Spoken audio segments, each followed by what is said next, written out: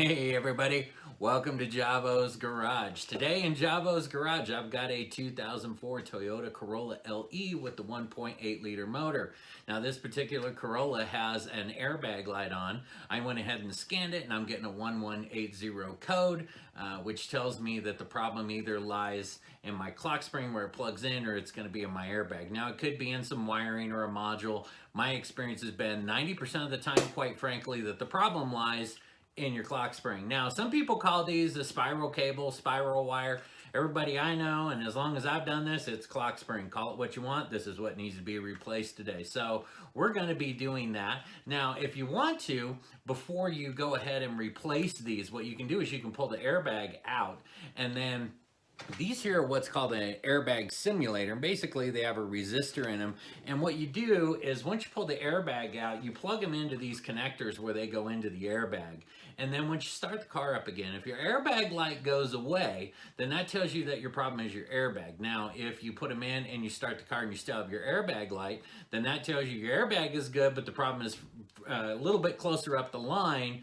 And so more than likely that tells you your problem is your clock spring. Now my experience has been 90% of the time the problem is going to be this, your clock spring. So we're going to be doing this today. I did do the simulators. I know the issues and what's going on. I know that my issue is going to be this clock spring. So today I'm going to give you some step-by-step instructions, tools you need to use, try and give you some insight on what's going to be ahead, make it easy for you to get it done, save you some money. So without any further ado, let's get this project started. Whenever I'm working on an airbag, I like to disconnect both the positive and negative. And so we'll go ahead and start here with our negative. And we'll loosen this up. Both of this one here and this one, you just pop this cover off. It has a nut over here on this side. Both of these are a 10 millimeter. So we'll go ahead and just loosen those up. Take that and then set it off to the side so it's not touching. Actually, I think I'm going to set it back down in here so it can't pop loose. And then we'll come back over here to this side here.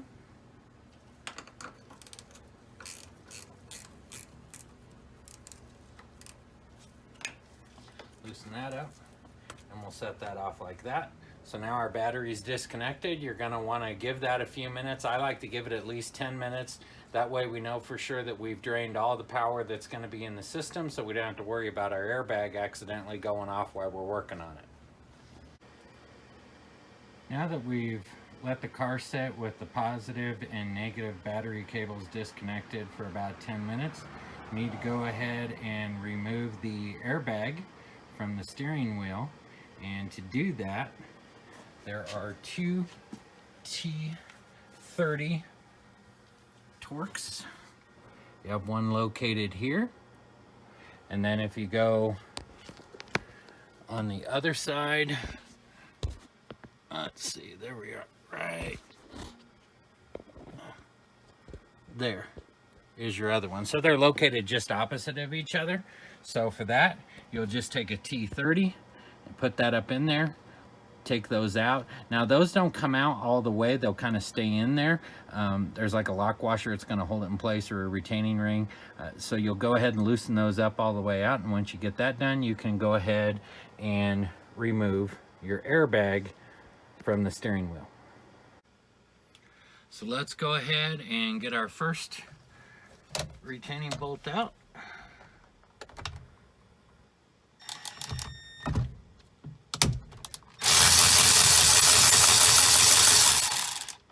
And there we go. I'm using my Milwaukee electric ratcheting wrench.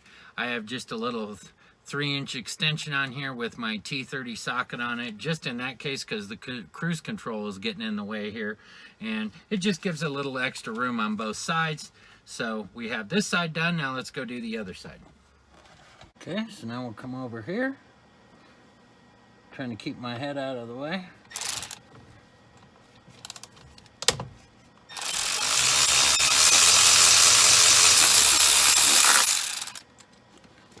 And now we have that side done. So now we can go ahead and gently remove our airbag.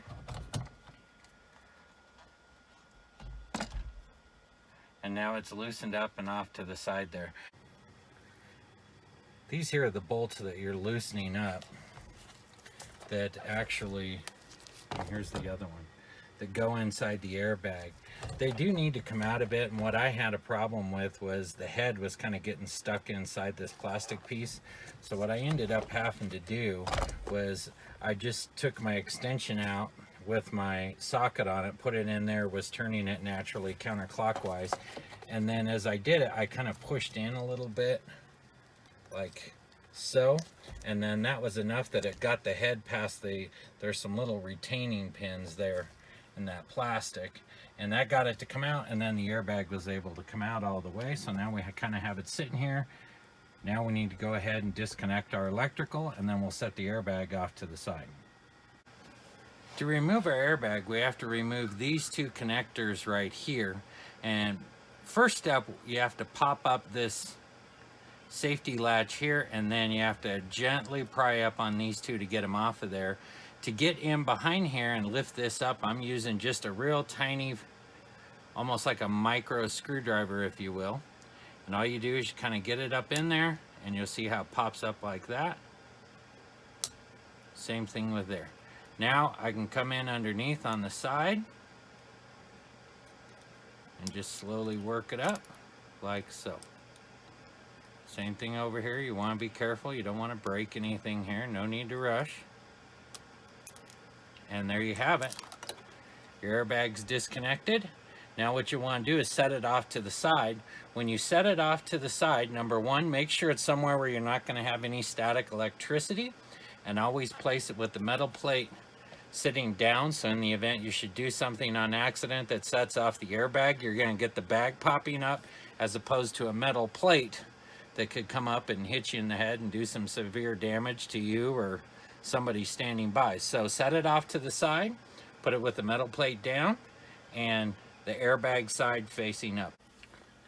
We have our airbag out now. Everything's in place. You can kind of see now these are those bolts that hold in the airbag, and you'll see like right here, this here is where, and you'll see how this one's kind of stuck off to the side a little bit, and that's what you'll have to maneuver around to get that to work properly for you. You want it to kind of go down in a little bit like this one is over here. So before we move on, we need to do a few things.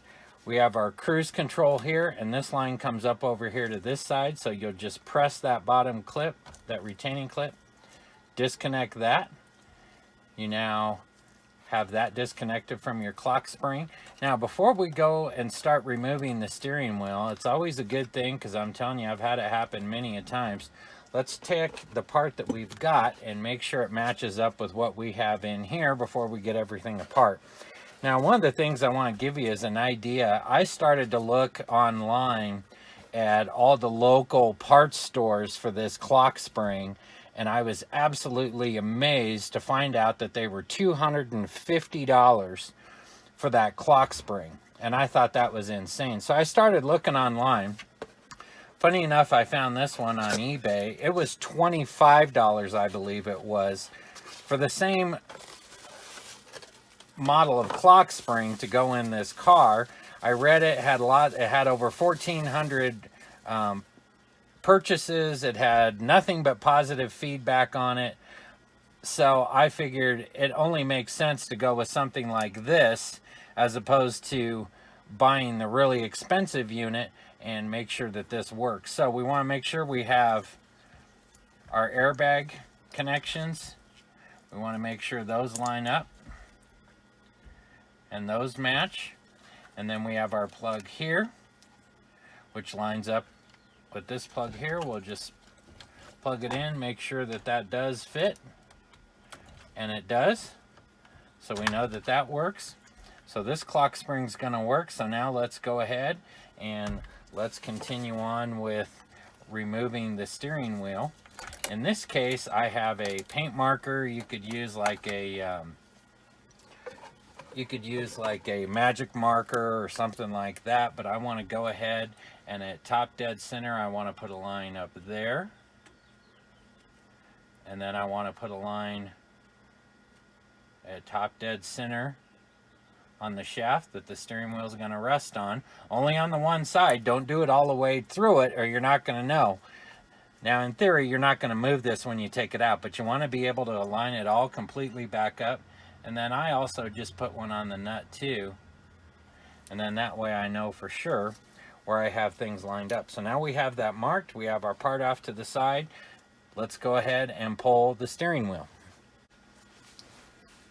So the nut here on the center of the steering column that holds your steering wheel on is a 19 millimeter. You could use like a breaker bar. In my case, I'm using my rigid cordless impact. I have a 3-inch extension with my 19 millimeter socket on it. That way I can get down in there without hitting the steering wheel. And we'll go ahead and we'll pull that off.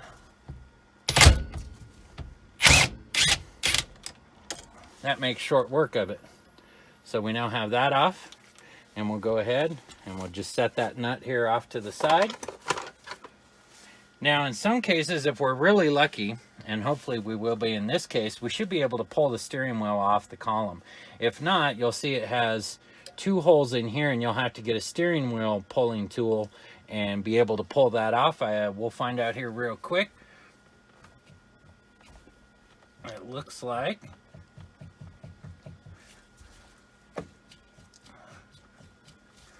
well, you're going to see us go ahead and use that steering wheel pulling tool because that's not sliding off so easy. So let's get that out and we'll get the steering wheel off.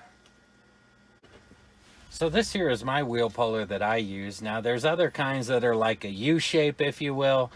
This one's always done really well for me. I like to use it. Now these 2 holes in here, these are an M8 with a 1.25 thread pitch.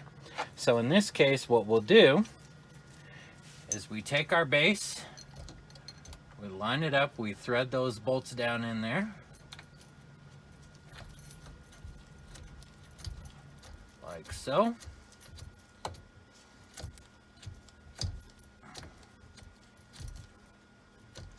Want to make sure they get a good bite. And there we go. Now we take this one over here to this side.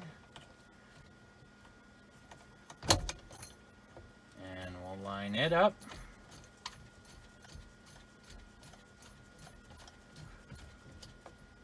Bottom it out like so. Now we'll go ahead and start threading our center down. And as we do, we want to make sure that it's lining up.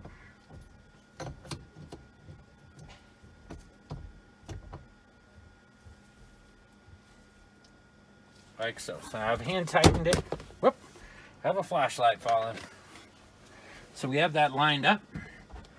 Now, all we have to do is tighten this. Now in this particular case of my tool, this is a 14 millimeter. You could use a ratchet. I'm going to go ahead and use my impact again. We want to just go nice and slow and gently just go ahead and pull that steering wheel off. I put my 14 on. And there we have it. And just like that, we're now able to remove our steering wheel. Now we have our wires from our Clockspring in the way. So now we have our steering wheel out. So as you can see, here we are on here. We got that in. Here's our Clockspring that we're getting to. Now we got to get this clamshell off the steering column and we'll replace that Clockspring. To get the clamshell off, we're going to start by removing 3 screws. We have 2 up here, we have 1 here and 1 here. And then if we come down this way, you have another one located up in there.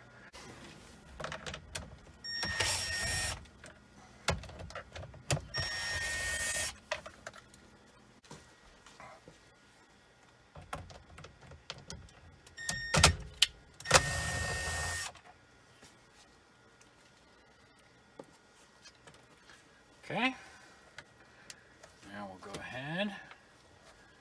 I have to get my little pry bar here to start getting these apart because I can't seem to get my fingers in there. It'll also help too if we go ahead and lower this down. There we go. Let me get my pry bar and we'll get that in there. I have just a little like upholstery pry bar I use. We'll pop those 2 apart. I have 2 different tools. I have this one I got from Lyle.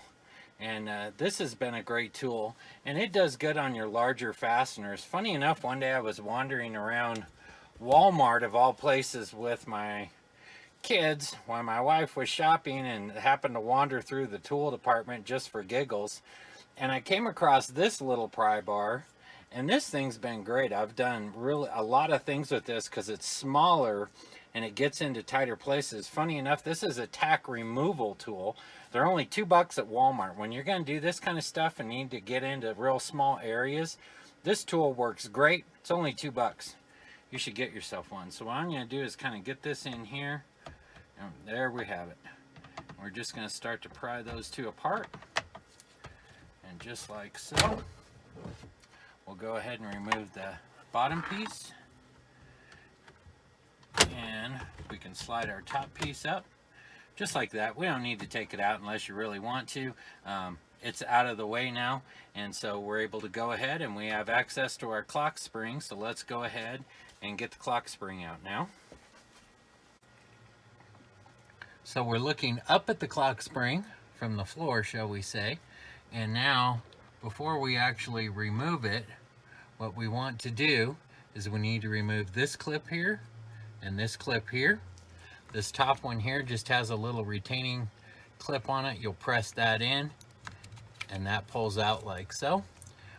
I don't know if I can do this one-handed. Now on your airbag module, I don't know if you can see this. See how that piece moves right there? And there we have it actually. So I was able to do it one-handed. So now we have all the electrical disconnected. So now we can go ahead and remove it. Now while we're under here, I wanted to show you, there are 3 clips that hold this in. Here's one right here. There'll be one here on the other side. It's located right up here. Let's see if I can get some light there. Maybe a little bit better. I think our wiring's in the way. And the other one is located right here. And those clip on. And then we have another one up top, and it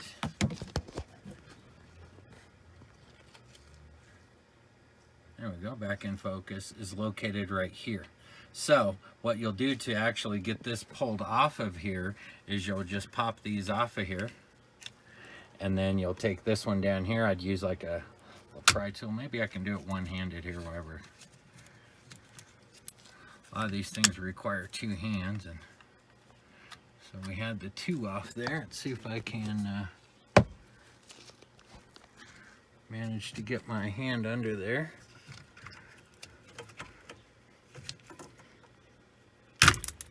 And there we have it to the other one. And so we've popped that off. So now we have our new clock spring. You'll notice it has a retaining clip in here that keeps it from spinning. I keep that in till after we get the clamshell back on, but now we want to get this put back on our steering column shaft here, and we'll go ahead and reconnect our electrical. So this just slides over that. Nice and easy. Locks into place. You hear it click there. We'll go ahead and attach there. And we're done. So now we'll come back under here. And we'll get our electrical put back in. Trying to keep my head out of your way there. There we go.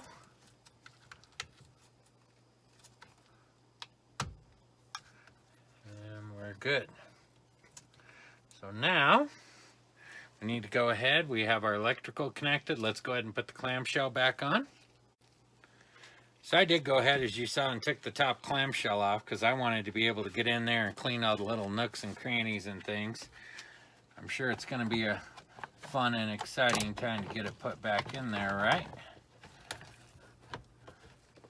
So we're just going to take our time, not break anything. Looks like we're almost there, and there we go. Line those back up there. So we got the top part on, and we'll take the bottom line that up. Push this up into place. There we go. Now we'll take our screws.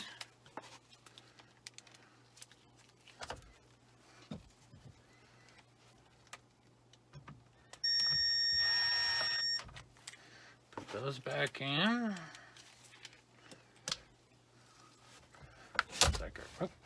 Looks like our clamshell. There we go.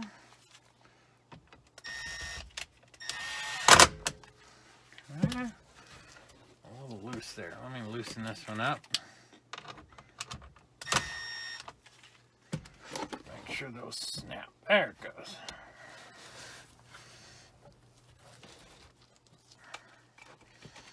Put that back in.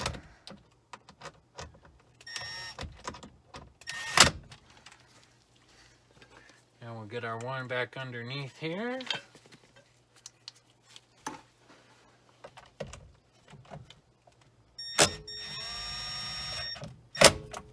Okay, so we're good there. Now we're ready to go ahead and put our steering wheel back on. One of the things that, if you look on these, and a lot of people don't, and that's the problem. Here, let me get this light out of the way. There we go. So you'll see here when it has the directions here, one of the things you'll notice is it says rotate 2.5 turns from left end. And I didn't see anybody really talk about that. What we want to do is we want to make sure it's lined up. Now you see here it says it has 5 turns. So when it says turn it 2.5 times, so in theory what that means is you should be able to turn this 2.5 times this way before it comes to a stop, and then 2.5 times to come back to the center again, and then another 2.5 the other way to where it comes to a stop. So you should have 5 turns from one side complete to the other.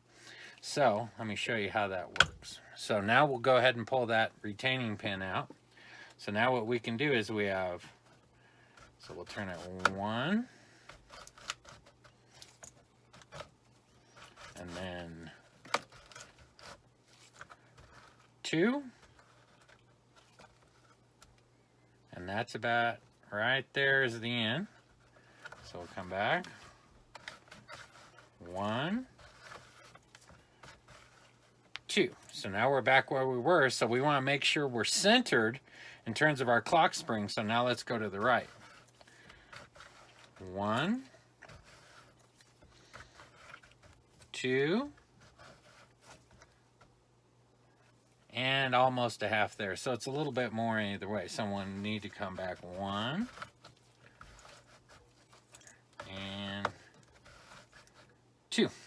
So now we know we're centered and we can go ahead and put our steering wheel back on. So now we have our steering wheel.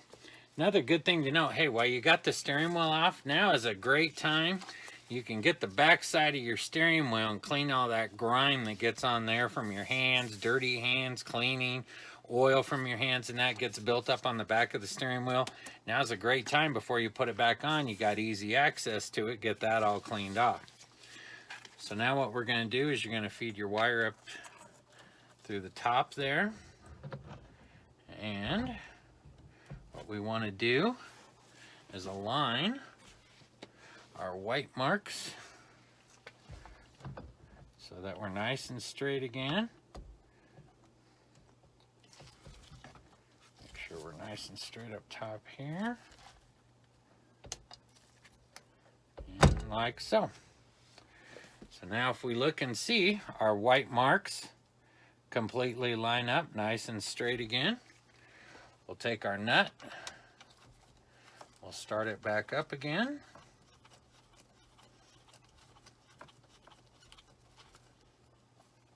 Let me go grab my socket and we'll get that tightened down. So we're ready to finish tightening that down. I have my torque wrench set for 37 foot-pounds. This here will be 37 foot-pounds. And I switched over to my deep socket just because it gives me a little bit extra room to clear the steering wheel, and that'll make things easier. So I'll keep one hand on the steering wheel to hold it in place.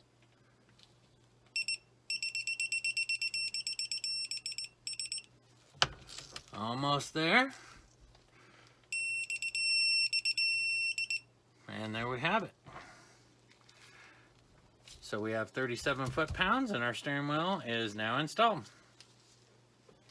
Let's go ahead and get the airbag put back in. So let's finish putting the airbag in. Now before we do, we need to plug our cruise control back in. Right up top here. Like so. Give it a little tug, make sure it's in. Now, don't forget we need to pull these little locking retainers back out so we can plug back into our airbag. Like so. So you see I have those out. Now, we'll take our airbag. It's pretty hard to mess this up. Orange to orange, black to black. So we'll go ahead, plug those in.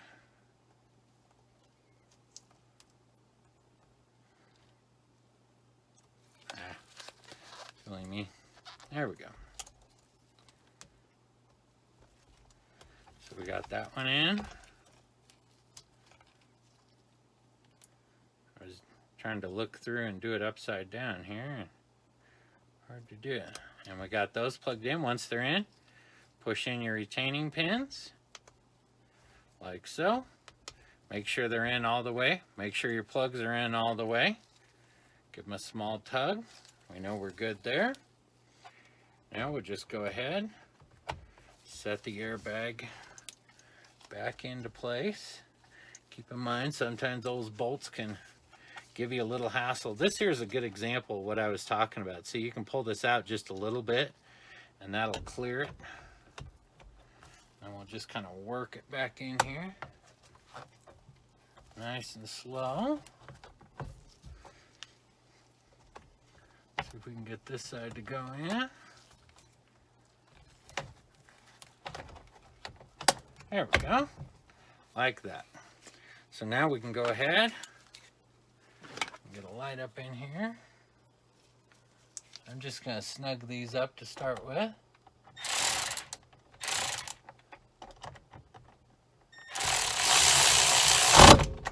There we go. Now we'll go over here and do this side.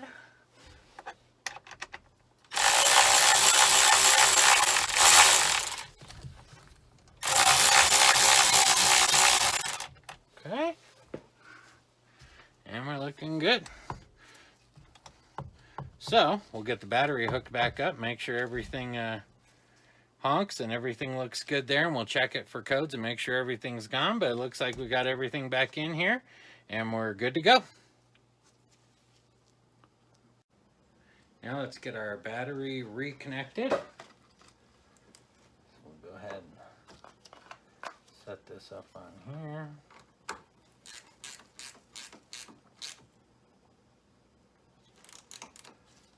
There. Put our cover back on.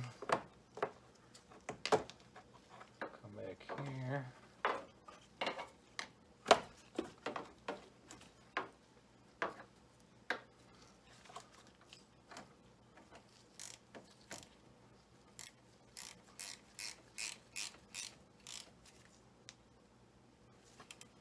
Okay, so our battery is reconnected.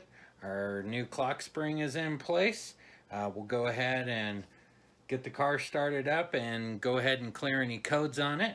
And that way we can make sure that our repair has taken and we'll be good to go.